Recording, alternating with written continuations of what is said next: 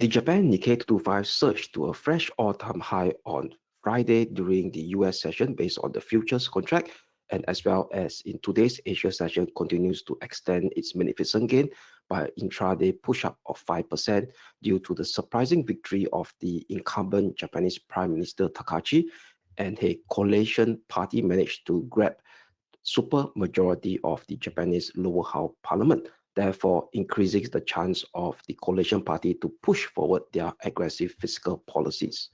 Interestingly, the dollar yen didn't decline as expected, but however, the yen managed to strengthen by 0.2% against the dollar due to potential verbal intervention coming out from the Ministry of Finance, indicating on last weekend they are watching the markets after the victory of the current incumbent Japanese Prime Minister. Secondly, the US stock market managed to recover on last Friday from its 2 days of onslaught that was seen on Wednesday and Thursday, led by the sell down on AI/technology stocks. As usual, the top performer doesn't come from the AI related names play, but however, due to the old coming out from the old industrial stocks like the Dow Jones Industrial Average as well as the Russell 2000, and the DJIA managed to surge by 2.5%, surging to a fresh all-time high on last Friday, breaking above the 50K psychological level. Very good morning to all. I hope that you guys have a great and restful weekend. I'm Kelvin here. Welcome to this week fresh dose of daily dose of market insights. Today will be the Monday, the 9th of February 2026. So as usual, let's have a quick look at the disclaimer first before we kickstart today's gist of the daily insights. All right, so leverage trading carries a high degree of risk and may not be suitable for everyone. Losses can exceed deposits. This presentation is for general information purposes and is not investment advice. Past information is not representative of future results. Okay, so here we go. All right, so let's have a quick look at what has taken shape on Friday and as well as in today's Asia session. So primarily today's Asia session, we're focusing on the win by Japanese Prime Minister Takachi and her coalition party, where her coalition party managed to grab at a super majority of 2/3 in yesterday's snap Japanese lower house election. So by getting a 2/3 majority over here, which is more than 310 seats in the lower house, they are able to push through the aggressive fiscal policy initiative that has been on this campaign trail by the Prime Minister herself. So what we could see over here is that we have a rather risk-on behavior in the Japanese stock market, where the Nikkei 225 managed to gain by 4% or so, trading near the current trading near this 56,663. So in fact, on last Friday, during the so-called the trading hours of the US session, where we know that the Nikkei 225 futures going to trade in Globex. So in fact, on last Friday itself, there was actually some kind of optimism that has already been priced into the Nikkei 225 futures. So later I'll share with you the chart of the day on the Japan 225 in our CFD platform, where we take into account of the price section of the Nikkei 225 trading futures on last Friday. There's some signs of a minor bullish exhaustion, where we may see a minor pullback coming into play first before the next leg up higher for the Japan 225 CFD contract. Okay, so what's interestingly over here is that on the FX market itself, if we were to look at the heat map of the dollar yen versus the other currency over here, so this is the 5-day rolling performance of the dollar against other major currency as of now we are speaking. So we see the dollar strength that was seen at the first half of last week giving back of the strength. So if you look at the 1-day rolling performance over here, in fact, the dollar is now the weakest against the other major currency, where the dollar yen is down by negative 0.4%, followed by the dollar Aussie down by negative 0.22%. So why didn't the yen weaken dramatically against the dollar, given the fact that the current PM coalition party managed to win a super majority? And do not forget, the dollar yen rose in last week because due to in anticipation of this win by the current PM, once she's able to push through her fiscal aggressive policy, that could potentially lead to a what we call it, this misalignment against the current Bank of Japan gradual interest rate hike policy. But that has been put on a backdrop on this yen weakness. So instead, the yen strengthened in today's Asia session because there's this verbal intervention coming out from the Ministry of Finance, where Japan Finmin Katayama mentioned that on yesterday, after the strong win by the current Japanese Prime Minister coalition party, stating that she's ready to talk with market on Monday if needed. So that's a bit of warning to speculators not to actually weaken the yen dramatically. And he also did mention that she is keeping in close contact with US Treasury Secretary Scott Bessent. So keeping the speculators at bay, increasing the risk of any coordinated intervention, be it actually verbal or the real intervention coming to play, maintaining stability in the dollar yen movement. So this was mentioned yesterday. So that actually scared speculators from pushing up the dollar yen level to beyond the 156 mark. So that I'll share with you. In fact, it's actually floating right below a key medium-term resistance level, which I mentioned on last Thursday before I went for a short break on Friday due to a medical appointment. All right, so these are the key things that has taken shape in early today's Asia session. And back on last Friday, let me mention to you guys over here is that in the last, not in fact in the last week, since the start of the year, we have been seeing this very erratic movement in the US stock market over here due to the fact that there was this underperformance of this mega cap / technology AI stocks over here. So last Friday, we managed to see a minor recovery on these AI mega cap technology stocks that managed to create a positive feedback loop into the US stock market, where the SPX managed to close at 2% or 1.97% to be precise, the Nasdaq 100 2.15%, the Dow Jones Industrial Average being one of the top performers. So like I mentioned earlier, at the start of this year we are now seeing a different kind of rotation play into the US stock market, where cyclical industrial stocks and as well as some energy stocks will be the top performer at least into the first half of this year. That's pretty much explained why the Dow Jones Industrial Average managed to surpass the S&P and the Nasdaq 100 on Friday, up by 2.5%. And the top performer is being the small cap Russell 2000, up by 3.6%. So if you look at the heat map of the S&P 500 very quickly, on Friday, yes, we do see a slew of green on the mega cap technology stocks with the acceptance of Amazon, which is underperformed the general market, down by negative 5.6%. Alphabet, the parent company of Google, down 2.5%, and Metal down by 1.31%. If you look into the 11 sector performance over here, if you go down to the 1 week performance, what we could see is that by the end of Friday, we see the top performer being the consumer defensive, the industrials, and as well as the basic materials and energy, which is up 2.83%, 3.4%, 4.6%, and 6% respectively. And given the fact that certain component stocks within the Dow Jones Industrial Average are within the consumer defensive, the industrial, and as well as the basic material. So that actually explains why the Dow Jones Industrial Average continues to remain resilient and as well as managed to surge past a fresh all-time high on Friday, despite the fact that the technology stocks still facing a bit of fearfulness, and that doesn't allow the Nasdaq 100 and even the S&P 500 to scale fresh all-time high on last Friday. And the technology stocks continues to remain in the red by the end of last week, down by negative 0.87% as a whole, based on the S&P 500 sector performance.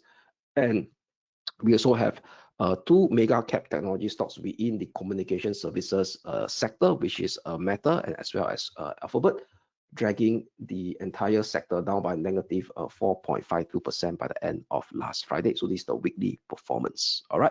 So that sum up the first segment of the daily dose. Now let me move on to the second segment, which is the FX market. All right, I'll cover the FX market. So before we jump into the greater detail of the FX market, very quickly, let me share with you the chart of the dollar index over here.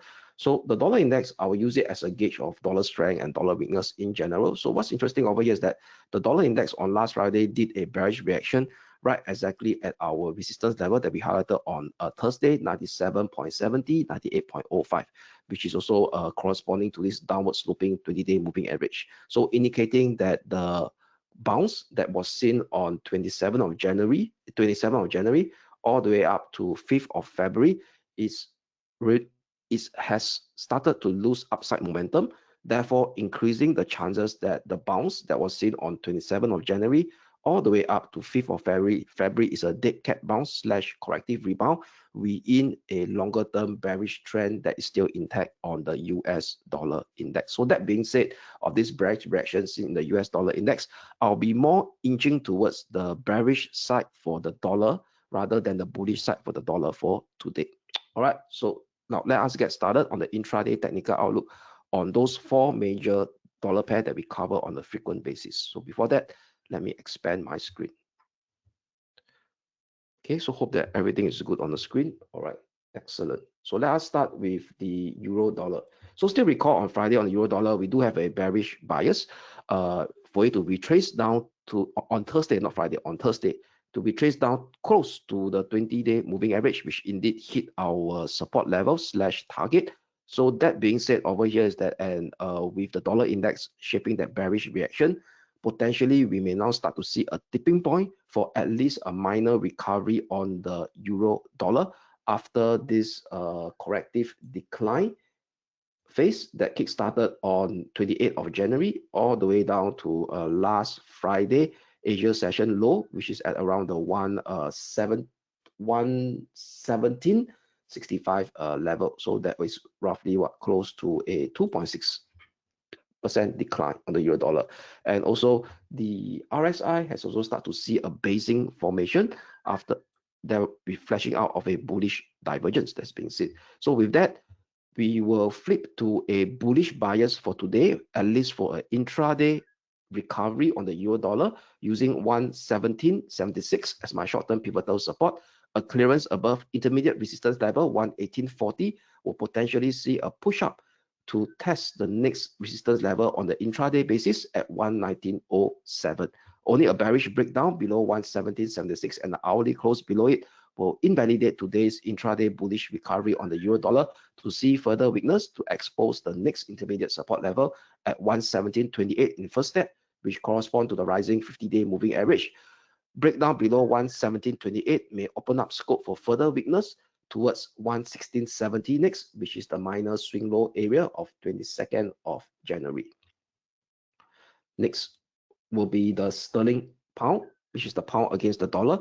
So the pound against the dollar also hit our support level where we have a bearish bias on Thursday, and therefore shaping a minor V-shaped recovery on Friday and surpassing back above the 20-day moving average again during last Friday European session.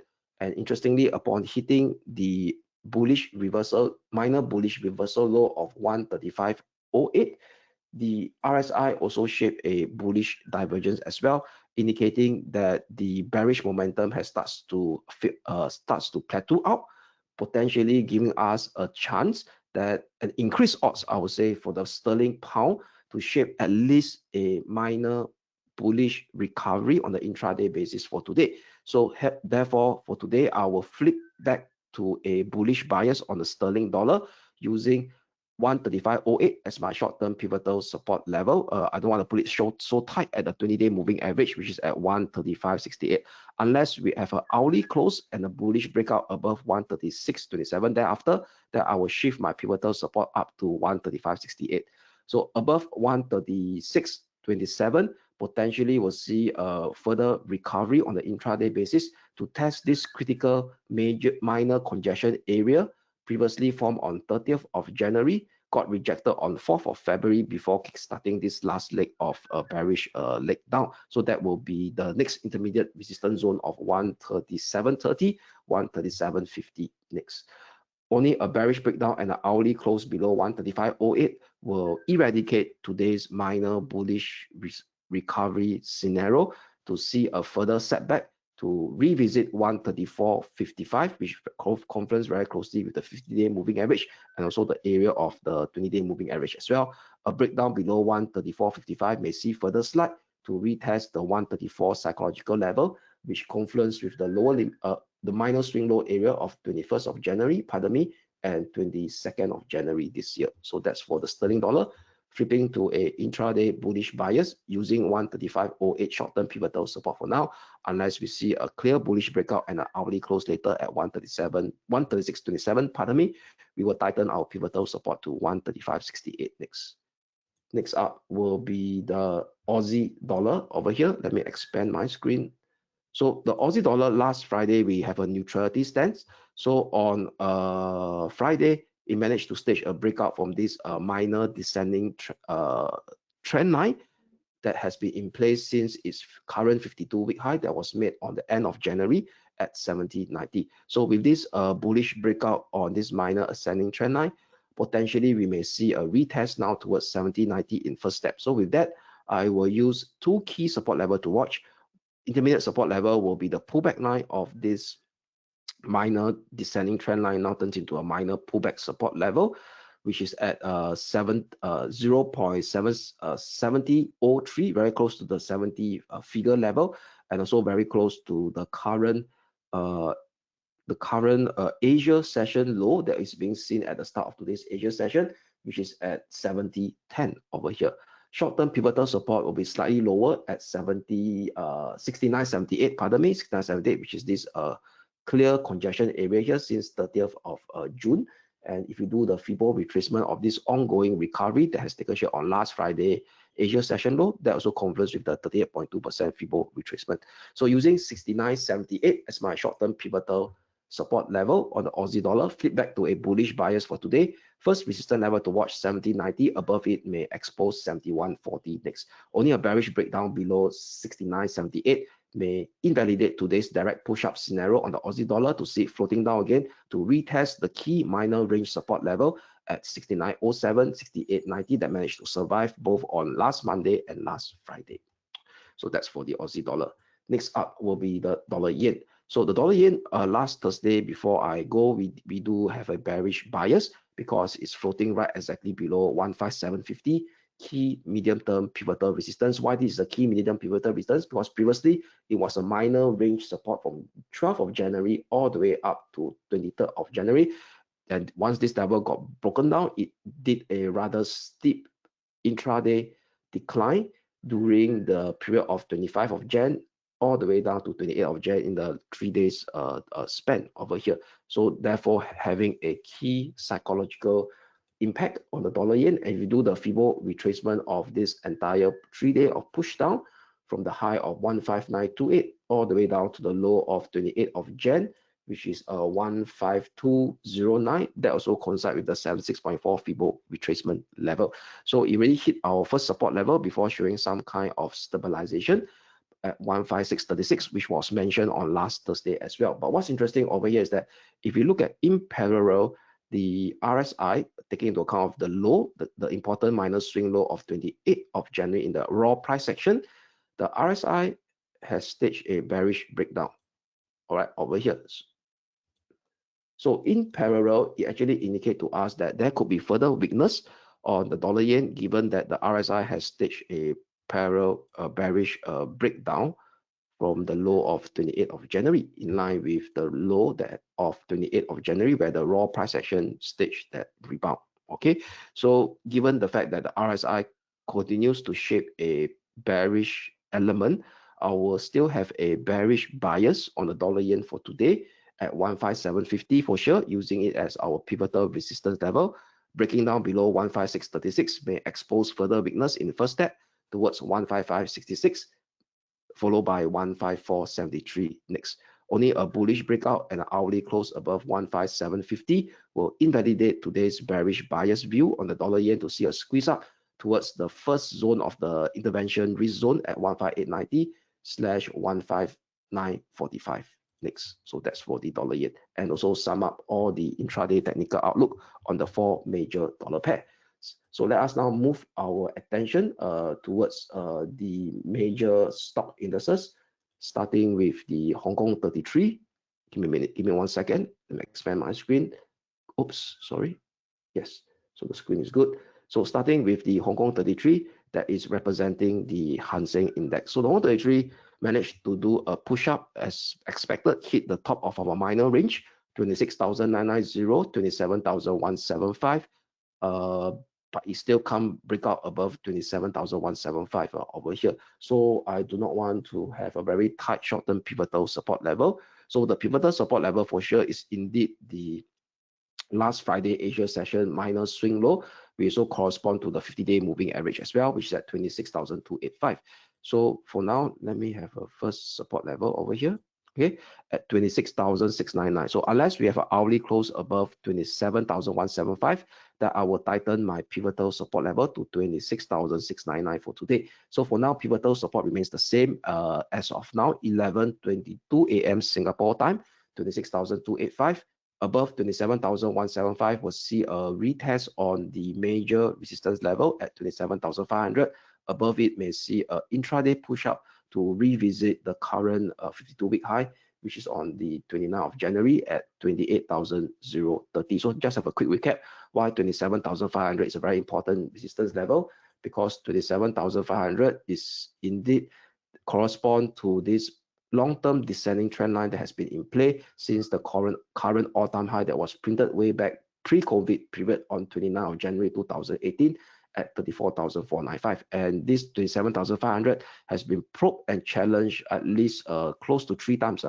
First time on the week of 29th of September 2025, and almost again on 10th of December, the week of 10th of December 2025, and the week of 12th of January 2026, and most recently the week of 22nd of January 2026. So if we have an hourly close, a breakout, a bullish breakout with an hourly close above 27,500, it will definitely increase the odds that we are on the brink of a new major uptrend phase for the Hong Kong 33/Hang Seng Index, kickstarting off a entrenched multi-month potential uptrend phase. So that's why the 27,500 is a very, very important level.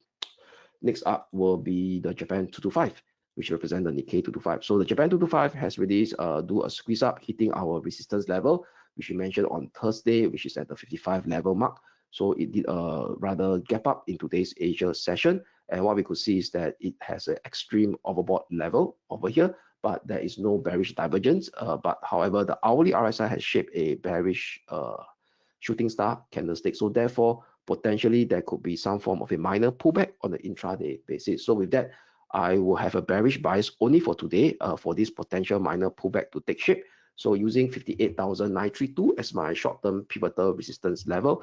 2 near-term support level to watch will be 56,454, 55,840. A breakdown below 55,840 maximum, it will lead to this entrenched minor pullback to retest the minor key range resistance level.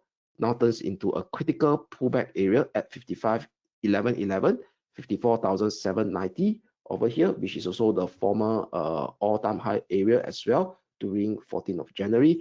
And if you do the entire Fibo retracement of this steep up move since last Friday Asia session low to today's Asia session high, that also coincides with the golden ratio of 61.8%. So once price level come close to hit 55,840, I'll be on the lookout for a bullish reversal candlestick to flip my buyers back to the bulls again using 55,111, 54,790 as my short-term pivotal support level to maintain this bullish bias on the Japan 225. A clearance above 58,932, currently short-term pivotal resistance level, will see the next round of an impulsive up move sequence unfolding again to expose the next resistance level at 59,884 in first step, followed by 60,833, 61,215 in the days ahead, which confluence with a bunch of Fibo extension level. All right, next will be the European stock market, which is represented by the Germany 30. So the Germany 30 continues to trade in a very sideways complex range, managed to survive on the 50-day moving average over here. No change in the levels because I don't want to have a very tight pivotal support again at 24,566, which correspond to the 50-day moving average, where it managed to get whipsaw up during last Thursday before surviving at this key minor swing low area of 2nd of February and on last Friday Asia session exactly at 25,250. So given the fact that it can't clear above 25,100 level and so still below the 20-day moving average, I will not be so aggressive. So it may continue to float within this range. So using 24,250 as my short-term pivotal support, unless it has a bullish breakout and hourly close above 25,100, then I will tighten my pivotal support area or level towards 25,566. Above 25,100, potentially 25,260, followed by the current all-time high area at 25,505. However, if there's a sudden bearish plunge again and a breakdown below 25,250, that would invalidate the bullish bias scenario and the Germany 30 may unfold an extension of this minor corrective decline sequence, exposing the next support area 24,000/23,885, which is the 200-day moving average, and as well as the minor swing low area of 18th of December. Next up will be the major US stock indices. So starting with the US Wall Street 30, representing the Dow Jones Industrial Average. So Dow Jones Industrial Average squeeze up, hit our resistance level. So given said that it's at the hourly RSI also came is at the overbought level. So there's a risk of a minor pullback taking shape. So first minor pullback support level to watch for today, 49,880, maximum 49,606, which is the former all-time high area that is being seen on 7th of Jan, which managed to form a rather stiff range resistance level that got taken out on last Friday. So this will be a critical pullback support to maintain this ongoing bullish impulsive wave in any chance of a minor pullback that may take shape today due to the RSI hitting the overbought level. So 49,606 maximum allowable pullback condition level. As long as this 49,606 short-term pivotal support holds, continues to have a bullish bias on the US Wall Street 30. Next resistance level to watch 50,532, followed by 50,695, which is a Fibo extension level, and also very close to the upper limit of this medium-term ascending channel that is in place since 23rd of May 2025 low. Only a bearish breakdown below 49,606 will invalidate today's bullish bias view to see another round of choppy corrective minor decline sequence unfolding again to float back down into the range. The next support level to look out for will be 49,265, which is the 20-day moving average. Maximum weakness may hit 48,900, 48,713, which correspond to the key minor swing low area that is being made on last Friday, and also the rising 50-day moving average. So that's for the Dow Jones Industrial Average. Next up will be the SPX 500. So the SPX 500 still can't breach above the current all-time high area, which is at 7,005, 7,014. So given that the RSI now has exited from the overbought level, so there could be a risk of a minor pullback going forward in today's European session. Pullback area to watch out for in first step 6,932, 6,916. Maximum will be at 6,877, 6,860. So if you do the Fibo retracement of this erratic minor V-shaped recovery that's seen on last Friday Asia session at the start of it, that coincide with the 38% and very close to the 50% Fibo retracement. So therefore, using 6,877, 6,860 maximum short-term pivotal support allowable for this pullback to take shape before another another push-up that may occur. In first step, looking to retest the current all-time high area at 7,005/7,014. However, a bearish breakdown below 6,860 that will potentially see another round of choppy downward drift to revisit 6,797, 6,769 next. So that's for the SPX 500. Lastly will be the Nasdaq 100. So the Nasdaq 100 continues to trade below the 20 and the 50-day moving average, being the weakest major benchmarks US stock indices for now. So what we could see over here is that there could be a chance of a pullback area to watch for today, 25,084, 24,981 maximum. The pivotal support level at 24,700, 24,580. We saw the 18th of December 2025 swing low that got push up, reintegrate back above on last Friday. And if you do the Fibo retracement of this erratic minor V-shaped recovery from last Friday Asia session low, that coincide the 50% and the golden ratio of 61.8%. So using 24,700, 24,580 as my short-term pivotal support level, but still have maintaining that still have a potential bullish bias for today on the Nasdaq 100, but two resistance level to watch out for today. In first step will be 25,430, followed by 25,580, which is the area of the 20-day and the 50-day moving average. Only a breakout above 25,580 will see a further recovery to revisit the 30th of January and 3rd of February 2026 minor swing high area at 25,940 next.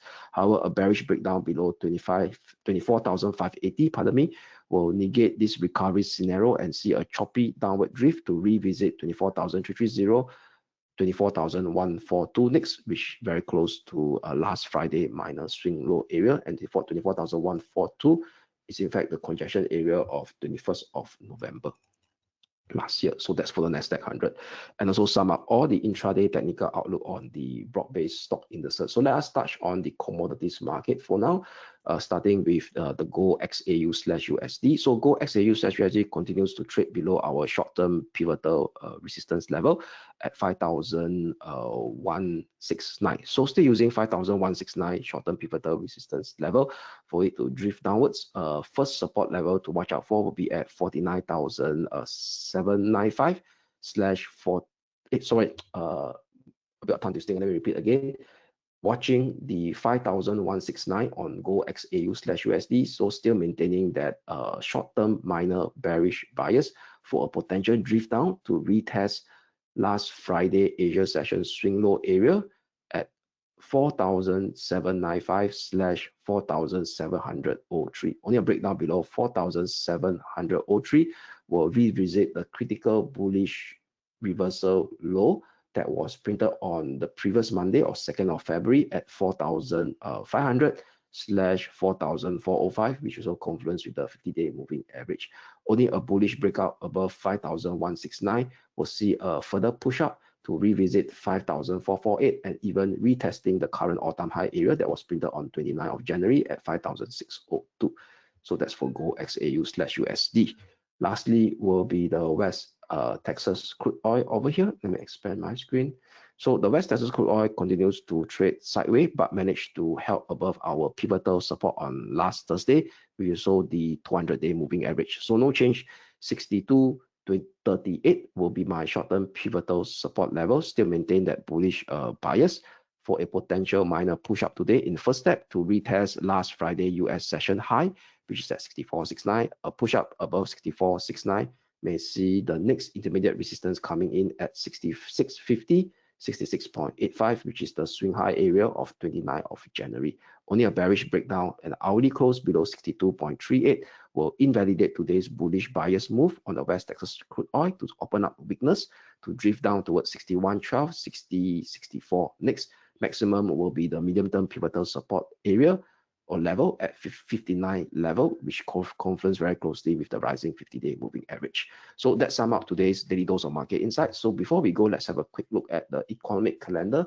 What are the key data to look out for today? So for today will be the 9th of February over here. So during the European session, not much exchange. There's no key data coming out except for we have an ECB official speaking, ECB lane at 8 p.m. Singapore time that could influence the euro dollar, the euro crosses, and followed by ECB President Lagarde's speech at 12 a.m. Singapore time, way early tomorrow, Tuesday, 10th of February. And we have a slew of Federal Reserve officials speaking. Fed Waller, 2:30 a.m., Fed Miran, 3:30 a.m., followed by 4:15 a.m. Fed Bostic. And before we kickstart tomorrow's daily dose, we have two key Australia confidence data to look out for. One's coming up from the consumer confidence data compiled by Westpac. That'll be at 7:30 a.m. Singapore time for February. And we have the NAB business confidence. So that's more for the businesses in Australia. So Australia business confidence compiled by NAB for January, that will be out at 8:30 a.m. So these two set of key consumer confidence data and business consumer business confidence data for Australia may potentially impact the Aussie dollar, the ASX Australia 200, and the Aussie dollar cross pair. So with that, that sum up today's daily dose of market insights. I'm Kelvin here signing off. I wish you all a great day ahead, and we shall speak again tomorrow. Thank you.